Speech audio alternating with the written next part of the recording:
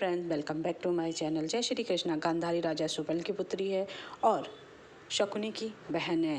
गांधारी की राजकुमारी होने के कारण उनका नाम गांधारी पड़ा। यह हस्तिनापुर के राजा धृतराष्ट्र की पत्नी और दुर्योधन आदि कौरवों की माता बनी। गांधारी ने जब विवाह किया अंधे धृतराष्ट्र से तो उसी समय उसने अपनी आंखों पे पट्टी बांध ली। क्यों?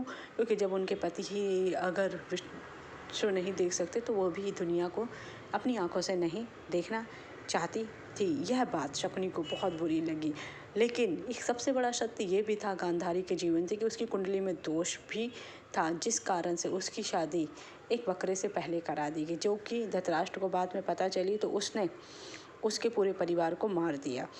और गांधारी जो है वो एक शिव भक्ति भी है, एक आदर्श नारी है और एक अच्छी माँ भी है। जब गांधारी का विवाह नितिन धृतराष्ट्र हुआ तब गांधारी ने अपने पति के साथ रहने का रही। जब गांधारी का विवाह नितिन धृतराष्ट्र तब गांधारी ने अपनी आंखों पर पट्टी बांधी। उन्होंने सोचा कि जब मेरे पति ही नेत्रहीन है तब मुझे संसार को देखने का अधिकार नहीं है। इसी कारण से उन्होंने आजीवन आंखों पर पट्टी बांध रखी। लेकिन क्या आप जानते हैं गांधारी के आंखों पर पट्टी बांधने के बाद क्या हुआ? उसने भगवान श्री कृष्ण से कौन सा प्रश्न किया?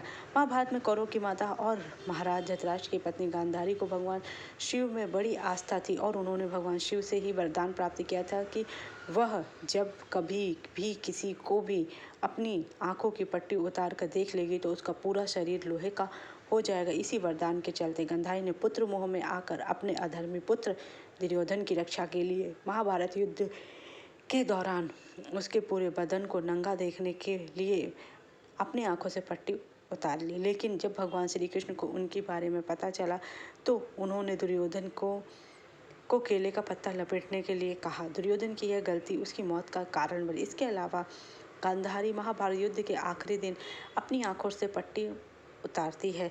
जब महाभारत का युद्ध समाप्ति पर था तब गांधारी अपनी आंखों से पट्टी उतारती है और एक बेर के पेड़ के ऊपर बेर पर लगे हुए रहते हैं तो उसे तोड़ने के लिए जाती है और उसे लगता है ये पहाड़ का ढेला है। लेकिन जब उसे एहसास होता है कि उसी के ही पुत्रों के शव हैं, घायल होने पर वह अपनी दुर्योधन को देखना भी चाहती है और दुर्योधन से बातें करना चाहती है, एक माँ की तरह।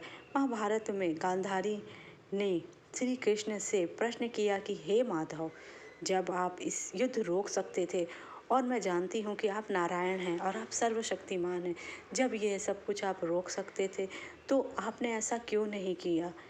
इसके बाद उन्होंने क्रोधित हुई और भगवान श्री कृष्ण को लाना देने लगी। हे केशव, अगर ये विनाशकारी युद्ध रोक दिया होता तो शायद आज मेरे पुत्र जीवित। उन्होंने क्रोधित होकर श्री कृष्ण को श्राप दिया कि जिस प्रकार कौरवों के वंश का नाश हुआ है उसी प्रकार यादव वंश का भी नाश होगा।